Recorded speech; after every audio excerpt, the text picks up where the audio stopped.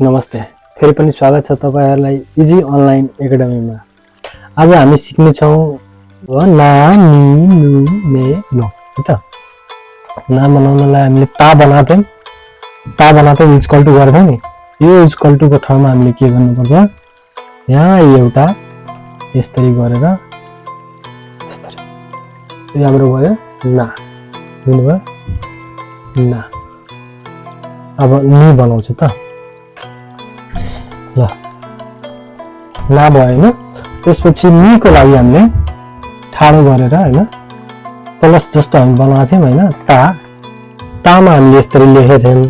तर निमा हामीले योलाई यस्तो सिधा गर्ने अनि त्यसपछि यो दुईटा है, यो माथिको छैन, यो माथिको छैन, हटाइदिने।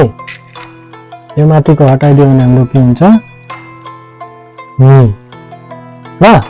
अब मैले अर्को सिकाउँछु नु। नु अलिकति गाह्रो छ, गाह्रो भन्दा नि अब खासै त्यस्तो गाह्रो त छैन, त्यही पनि अलिकति मलाई सुरुमा बनाउन गाह्रो लाग्थ्यो हैन। तपाईहरुले कस्तो हुन्छ अलिकति यो यतातिर खिच्नु ल, राइट लेफ्टबाट राइटतिर धर्को तान्ने, त्यसपछि यो यहाँ लाउने, बुझ्नुभयो। यो यताबाट लगेर बुझ्नुभयो नि।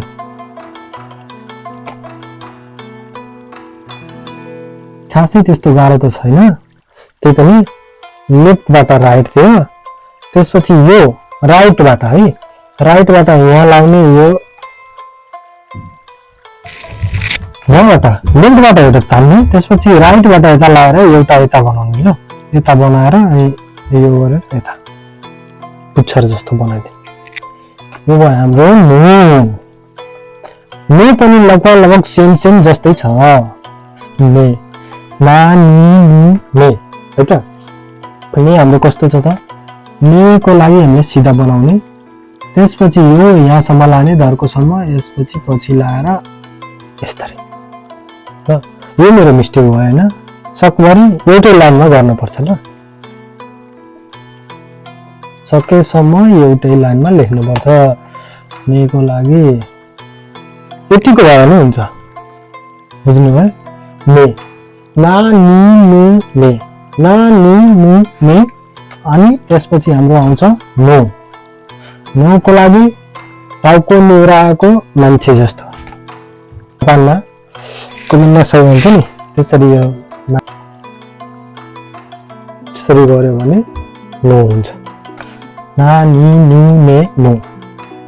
मिनिङहरु पनि पढाउने छु, माफ गर्नुहोला यो भिडियो अलिकति ठुलो भयो, लामो भयो हैन। तर यो भिडियोलाई तपाईहरुले पुश गरेर हैन रिपिट गरेर पनि हेर्न सक्नुहुन्छ। मलाई विश्वास छ मैले जुन तरिकाले तपाईहरुलाई यो लेख्न सिकाएको छु, यो तरिकाले तपाईहरुलाई इमेज गर्न, कुनै पनि चीज याद गर्नलाई त्यसको इमेज चाहिन्छ, मैले त्यो इमेजिङ गरेर यो भिडियो बनाएको छु। पक्कै पनि तपाईहरुलाई यो उपयोगी हुनेछ भन्दै म यो भिडियो यही राख्छु। हस्त नमस्ते, धन्यवाद।